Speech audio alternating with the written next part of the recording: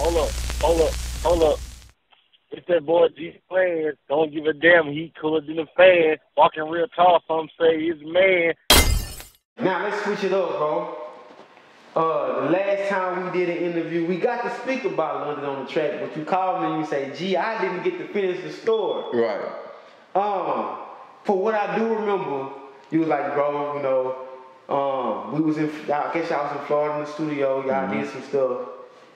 I don't be honest, I don't really remember what we really left off, but if you could fill us in or fill me in about what really happened between you and London on the track.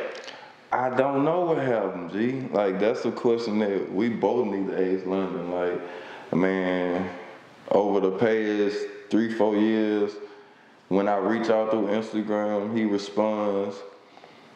When I'm reaching out about particular things, he might not respond. I remember one time, like, I was upset and I called him out his name, and then we got into it bad as a bitch and went back and forth for like 4 hours. And I was like, yeah, but you got time to entertain this bullshit, but you ain't got time to respond to the shit I need you to respond to. It just showed me, like, you know, the celebrities and niggas who up there that be trying to act like they, you know, so busy, not as busy as they, you know what I'm saying? Because you had time for that, you feel me? But that's neither here nor there. All right, to sum it up and not be a long drawn out story, people believe me and London are blood cousins, but that's because we put it out there like that. And I was cool with it because we was tight like that.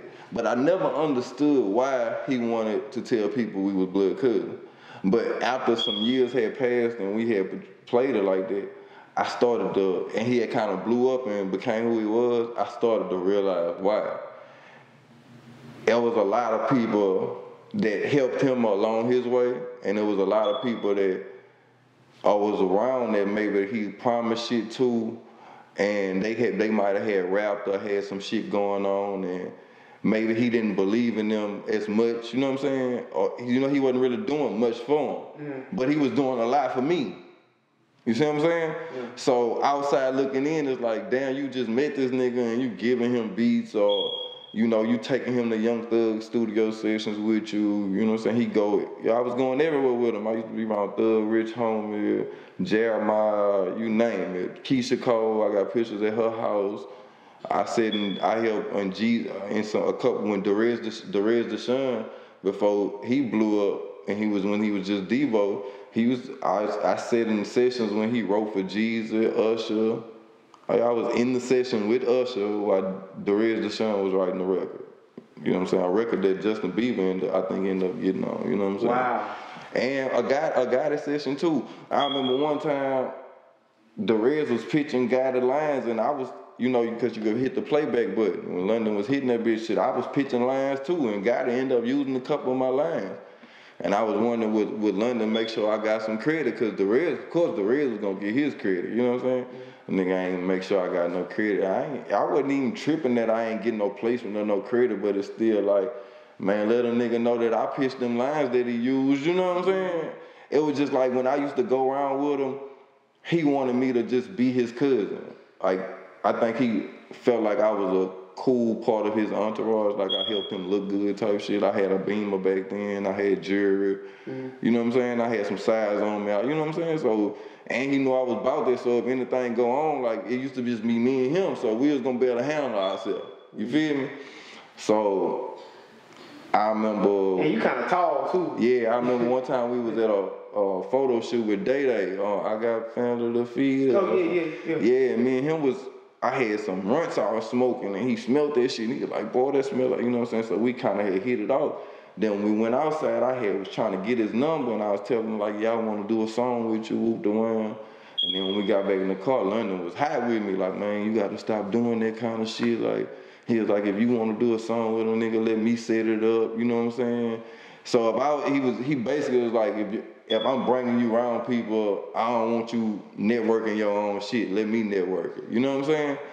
So I kind of respected his mind and just fell back or whatever.